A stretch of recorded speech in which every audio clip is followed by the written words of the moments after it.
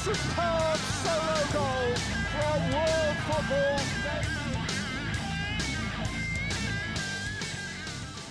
Salve amantes do futebol da Inglaterra, esse é o nosso segundo episódio do podcast da PL News Brasil. Eu sou o Danilo Silva e para falarmos dos jogos da rodada 9 e do maior clássico da Inglaterra, Diego Padovani.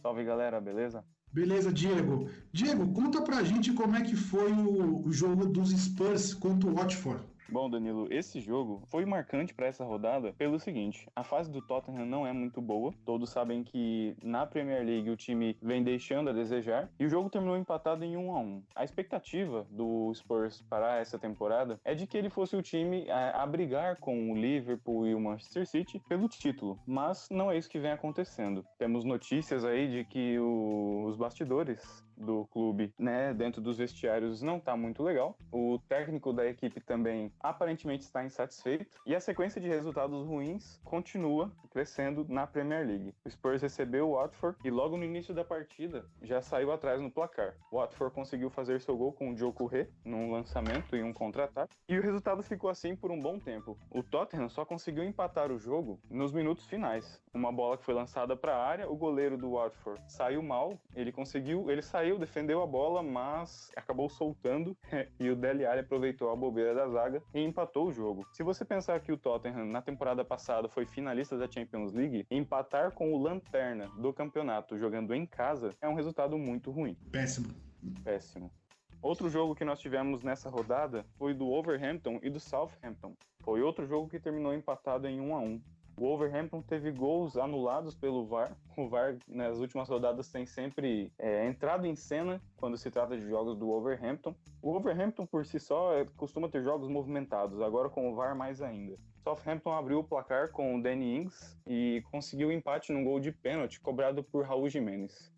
Outro jogo que foi importante para essa rodada, pensando na parte de cima da tabela, foi Crystal Palace e Manchester City. Esse jogo aconteceu no Selhurst Park e o City venceu por 2-0. Os gols foram marcados por Gabriel Jesus e Davi Silva. Tem uma curiosidade sobre esse jogo que é referente à escalação do time. Pep Guardiola colocou seu time a campo sem zagueiros de origem. Ele jogou com o Rodri e com o Fernandinho, o brasileiro Fernandinho na zaga. Então a zaga do Manchester City nessa partida foi formada por jogadores que não são zagueiros de origem. Não é a primeira vez que o Pep Guardiola faz isso na sua carreira, ele já havia feito algo parecido no Bayern de Munique, por exemplo, e aparentemente para ele isso não é nenhum problema, é um treinador que gosta de sair tocando a bola, de ter uma saída com um pouco mais de qualidade, então isso não foi nenhum empecilho para essa vitória. O Crystal Palace, mesmo sabendo que o Manchester City estava sem zagueiro, não conseguiu oferecer muito perigo. O Crystal Palace ele depende muito do Wilfried Zaha,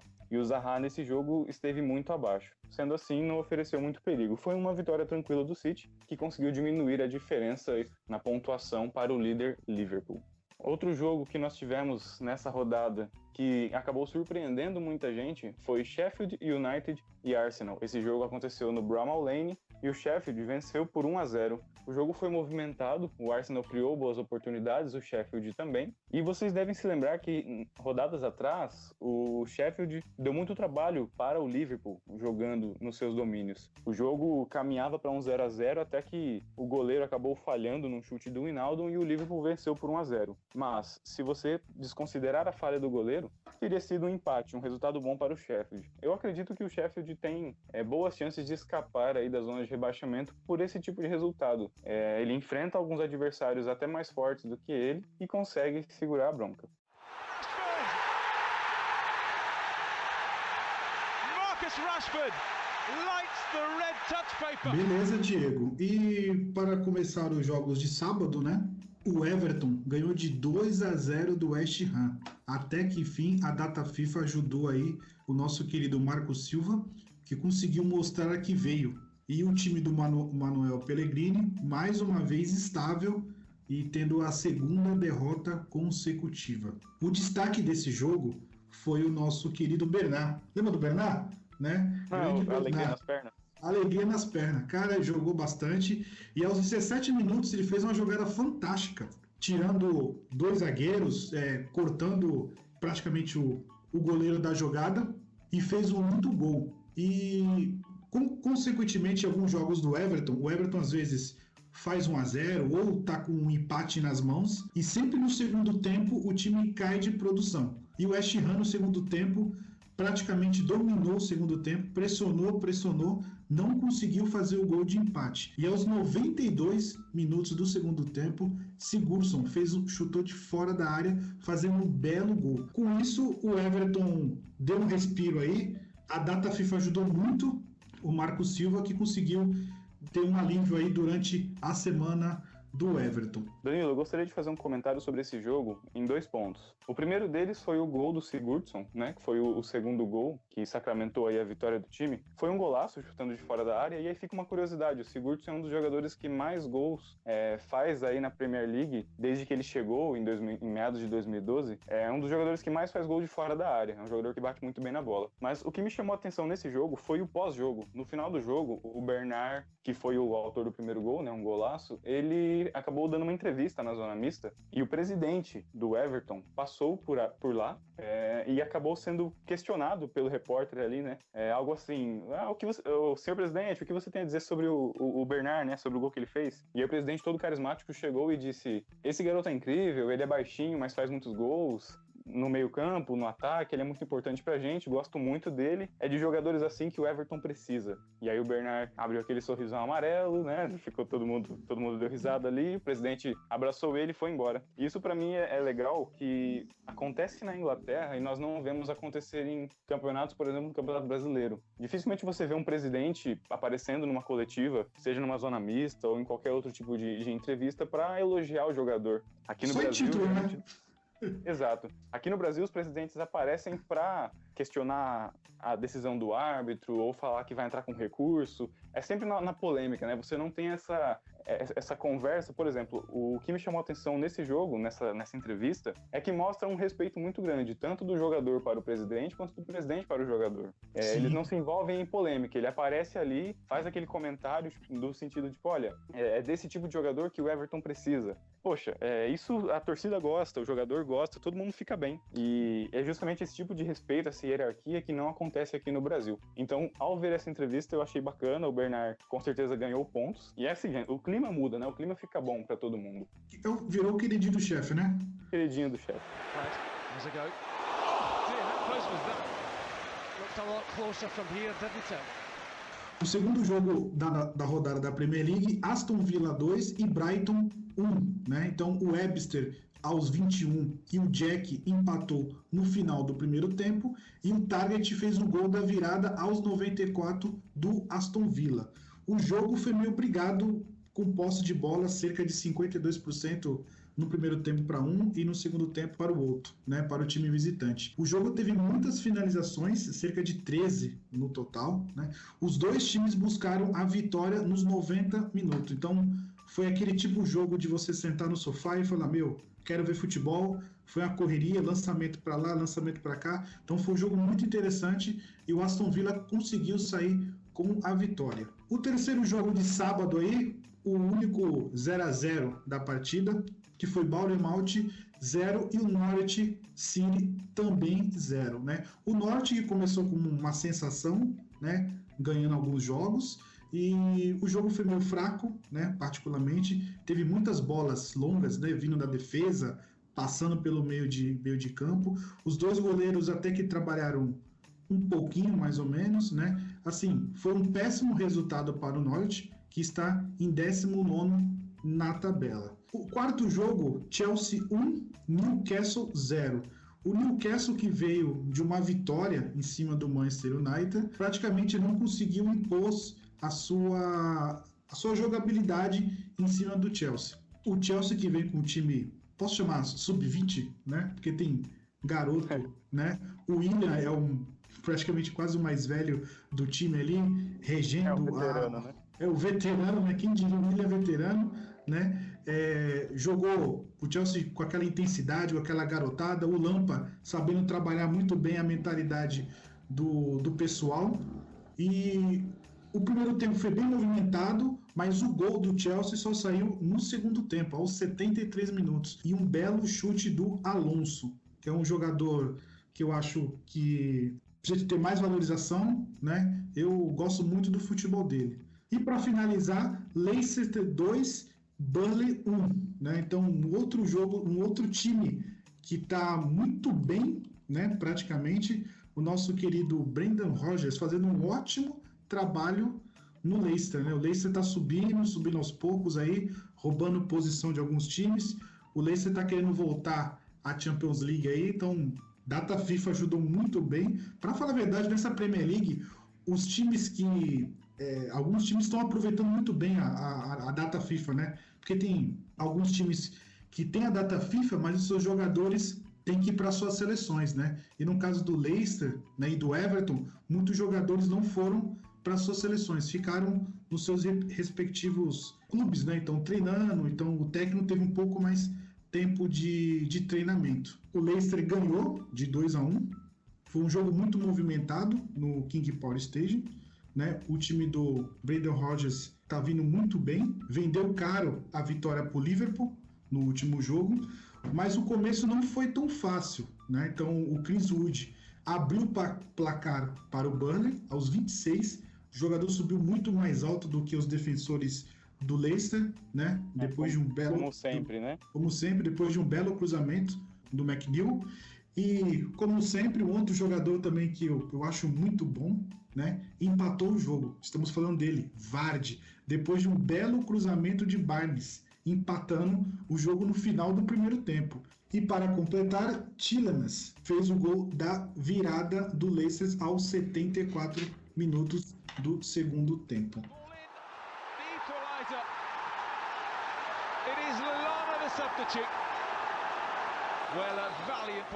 Para finalizar o nosso episódio, vamos falar do jogo da rodada, onde foi um jogo muito movimentado, muito polêmico, que foi Manchester United 1, Liverpool 1. Foi polêmico para quem gosta de polêmica, né? Eu, sinceramente, não vi polêmica nenhuma. Confesso que, como torcedor do Liverpool, esperava uma vitória, torcia pela vitória. Não gostei quando o United fez o gol, obviamente, mas o certo é certo. Nós vamos agora explicar o porquê de toda essa polêmica. O jogo foi movimentado, o primeiro tempo praticamente todo dominado pelo Manchester United, jogando nos seus domínios, apesar da fase do United não ser boa, como nós comentávamos no episódio anterior. O United jogou em casa e clássico sempre tem aquela emoção a mais, então o time entrou muito ligado. Destaques aí para o Marcus Rashford e Daniel James, que impuseram velocidade no ataque e complicou bastante a vida do Liverpool. O lance do gol do United gerou toda essa polêmica porque o Origi estava com a bola dominada,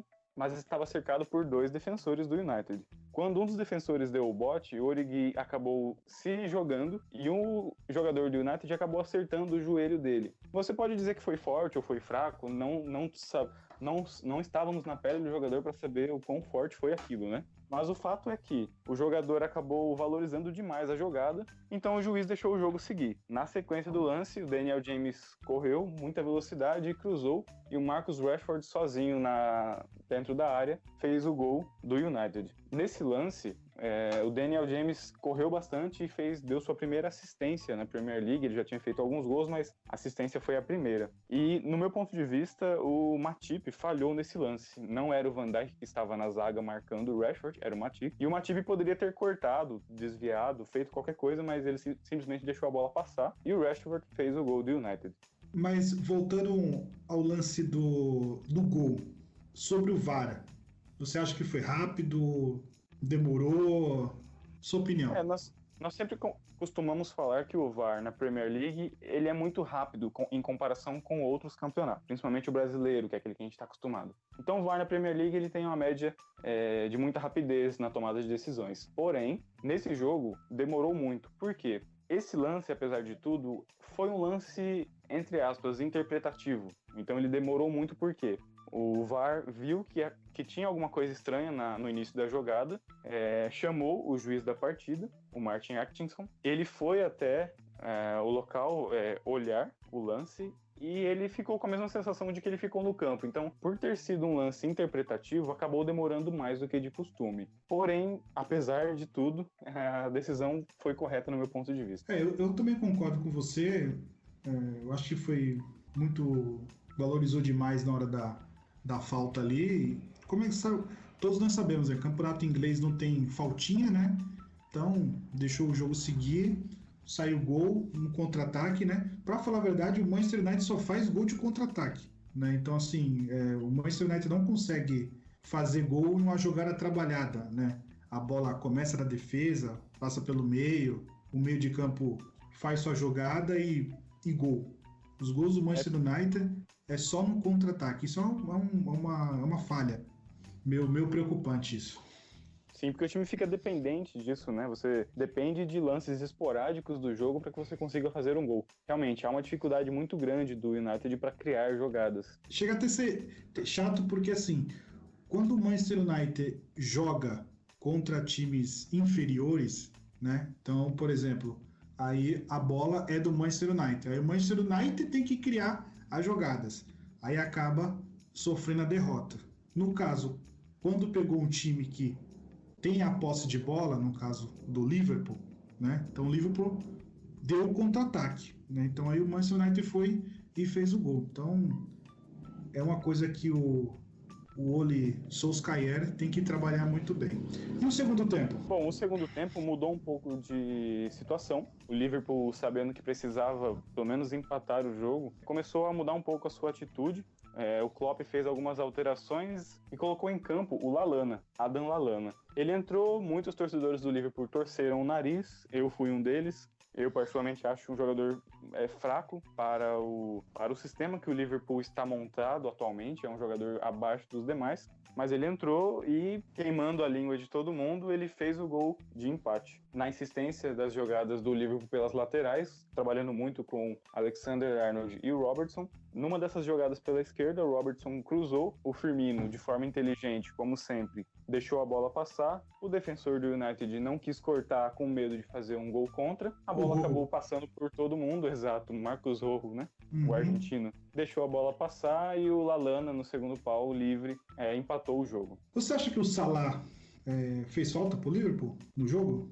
Ele fez falta sim por dois motivos. Primeiro porque a questão de costume, né? O time está acostumado a jogar daquela forma, sabendo que tem um velocista aberto na lateral para que você toque para ele. E segundo porque o Salah vive um melhor momento e é mais jogador do que o Origi, por exemplo, que jogou no lugar dele. Não diria que ele teria feito tanta diferença no sentido de, o Salah poderia ter jogado e feito 2 gols. Não foi tão simples assim. Mas ele teria, com certeza, ajudado a criar mais jogadas, a tornar o time mais perigoso, principalmente nas finalizações. É um jogador que finaliza muito. E no caso do Manchester United, o Pogba fez bastante falta no meio de campo. Eu só acho que o Ole tá colocando muita garotada, né? Eu acho que ele deveria ter colocado o Mata no segundo tempo, porque o Andreas Pereira errava muito passe, muito afoito em algumas jogadas, sabe? Não sei porque era clássico e ele cresceu dentro do Manchester United, ele sabe o que é Manchester United e Liverpool de verdade, teve raça dele, chegou em alguns momentos dividir bola, perdeu a bola, levantou, correu, foi lá e fez a falta, mas na parte de pegar a bola e tocar para o lado, estava errando passe de meio metro. Então, assim, o primeiro tempo dele foi ótimo, o segundo tempo eu acho que ele cansou bastante. O Fred fez uma ótima partida, ao meu ponto de ver. Eu acho que o Ole deveria ter colocado o Mata para poder segurar a bola. Eu acho que o Manchester United sofreu demais, chamou o Liverpool praticamente. O Liverpool dominou o segundo tempo, praticamente, então jogou pra caramba. Então, eu acho que o Ole ele pecou nisso aí. Eu acho que depois que o Manchester United fez o primeiro gol, ele falou, vamos fechar a casinha, né? Vamos fechar a casinha, vamos ficar aqui atrás, esperando mais o contra-ataque. Eu acho que o Ole ele pensou o seguinte, fizemos 1-0, vamos ficar aqui atrás, vamos sofrer e vamos sair com a vitória, né? Então, esse foi o pensamento. Aí, infelizmente, mais um cruzamento do Liverpool, bola passou por todo mundo, o Marcos Rojo ficou com medo, né? Como você informou, de tocar na bola e fazer um gol contra, mas ele saiu feio na foto do mesmo jeito, né? Não conseguiu tirar a bola passou por todo mundo e o Lallana empatou o jogo. Então foi um ótimo jogo, foi uma atmosfera fantástica em Old Trafford. Até a equipe da ESPN em peso foi para lá, fez uma cobertura fantástica, né? Assim, mostrou um pouco o que é Manchester United e Liverpool, né? De verdade, um clássico de verdade. Então mostrou toda a atmosfera, fez um pré-jogo fantástico. Eu gostei muito e espero o jogo de volta que tá longe ainda. Eu só queria uma opinião sua que assim, a imprensa brasileira tá falando muito dos jogos do Liverpool, porque o jogo passado contra o Leicester foi meio, o Leicester vendeu caro, o Liverpool não conseguiu mostrar seu padrão de jogo, né, durante uma boa parte, e quanto o Manchester United foi a mesma coisa. Você acha que o Liverpool está caindo de produção? Sim, eu acredito que o Liverpool esteja caindo de produção, não é de agora, tá? Apesar da sequência de vitórias do Liverpool, se você assiste os últimos jogos, você percebe que houve uma diminuição na quantidade de chances criadas, até mesmo na quantidade de gols marcados. O Liverpool é um time, na temporada passada, foi um time muito, muito intenso, né? Foi o time que conseguiu aquela pontuação histórica no campeonato, não foi campeão inglês por conta do Manchester City, mas conseguiu uma pontuação histórica, e naquele campeonato foi um time muito intenso. No começo dessa temporada, manteve da mesma forma muita intensidade, começou a vencer seus jogos, mas apesar de vencer os jogos, demonstrou um pouco mais de dificuldade para vencer os jogos. Vence, mas não da mesma forma que vencia antes. E como eu disse no nosso episódio anterior, eu vejo uma carência muito grande do Liverpool de jogadores que possam suprir aí uma eventual contusão de algum jogador titular, que possa entrar no decorrer da partida para mudar a dinâmica do jogo, dependendo de quem é o adversário. Então o Klopp, ele aposta muito no Origi, que faz muitos gols de rebote, aposta no Lallana, que é um pouco mais fraco em relação aos seus companheiros, mas de vez em quando entra e faz o gol. Mas sim, o Liverpool está caindo de rendimento, ele nesse momento está com a vantagem na tabela de classificação, porque o Manchester City marcou bobeira no começo do campeonato, acabou perdendo e empatando jogos que não esperava, contra o Norwich, por exemplo. Ninguém imaginava que o Norwich fosse vencer o Manchester City. Por conta desses tropeços do City, o Liverpool continua na liderança, mas é necessário tomar alguma providência, principalmente na janela que nós teremos agora no final do ano, para que esse título não escape novamente, porque o City é um time, como nós conhecemos, tem sido o melhor time da Premier League nos últimos 2 anos, é o atual bicampeão, e se você não conseguir ter disposição, jogadores e elenco para vencer seus jogos, o Manchester City vai se aproximar, vai tomar essa primeira posição, vai disparar e vai ser campeão de novo. Então, sim, respondendo a sua pergunta, o Liverpool está caindo de rendimento. E sobre o Manchester United, você acha que pelo fato de ter empatado, jogado até o primeiro tempo bem, você acha que o Ole vai conseguir manter o time nessa pegada? Ou a minha opinião só jogou bem porque foi clássico? Eu penso da seguinte maneira, jogou bem porque era um clássico, jogou em casa, frente à sua torcida, aquela atmosfera que empurra os jogadores, mas eu sempre digo que os clássicos são divisores de água, então, nesse momento, o United foi um bom resultado, ter empatado com o líder do campeonato, se você pensar, não é ruim, e eu acredito que o clássico vai servir para o United perceber que é possível fazer algo mais, é possível encontrar formas de vencer seus adversários sem sofrer tanto, então, esse clássico foi um divisor de água. Acredito que o United nos próximos jogos vai conseguir aí alguns resultados. É muito difícil garantir a permanência do Solskjaer. Muito se fala sobre o Alegre, né, na Inglaterra. Então é difícil falar sobre a permanência do Solskjaer, mas acredito numa melhora do United, principalmente porque mostrou que tem jogadores que podem fazer a diferença. Andreas Pereira, Daniel James, Marcus Rashford, Martial quando voltar de contusão. Ou seja, o time não é ruim. E agora, depois do clássico, acho que fica aquele gostinho de, olha gente, fizemos um bom jogo e podemos melhorar nos próximos também. Vamos ver aí no próximo jogo como é que o Manchester United se comporta e o Liverpool também. O Salah deve voltar. Então vamos ver aí como é que ficará os dois times, né? O Liverpool dando uma sapateada, vamos ver como é que o Klopp reage. Vamos ver também como é que o Ole Solskjaer também trabalha no próximo jogo, ver se consegue fazer o time jogar de verdade, não ficar em contra-ataques, né? Porque o Manchester United não pode jogar dessa maneira.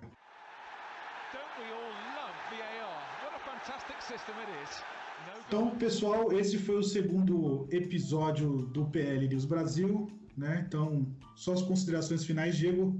Bom, eu gostaria apenas de colocar, muitas pessoas têm comentado aí nas redes sociais sobre a zona de classificação para a Champions League. Como todo mundo sabe, o Manchester City e o Liverpool provavelmente são os dois times que vão brigar aí pelo título, então primeira e segunda posição garantida para esses dois. Mas as outras duas vagas aí para a Champions, a disputa está bem acirrada. Eu gostaria de destacar apenas o Chelsea, que conseguiu uma sequência de 5 vitórias. O Lampard está ajeitando o time, apesar da molecada, né, como você falou. O William hoje é um dos jogadores mais experientes do time, mas o Tommy Abraham, Mason Mount, o próprio Marcos Alonso, que agora está voltando a ter oportunidades como titular, então permitindo que o time jogue melhor. O Arsenal tropeça, vai tropeçando, vai deixando de ganhar pontos naqueles jogos que deveria conseguir praticamente vitória garantida, mas aí o time que é a surpresa, mas não tão surpresa assim, como você falou no início da nossa gravação, o Leicester City, com o Brendan Rodgers, com o Maddison jogando bem, com o Vardy fazendo gol. Acho muito difícil você comparar o Leicester dessa temporada com aquele time que foi campeão na temporada 2015-2016. Por quê? Naquela temporada os times grandes estavam em baixa e o Leicester acabou sobressaindo.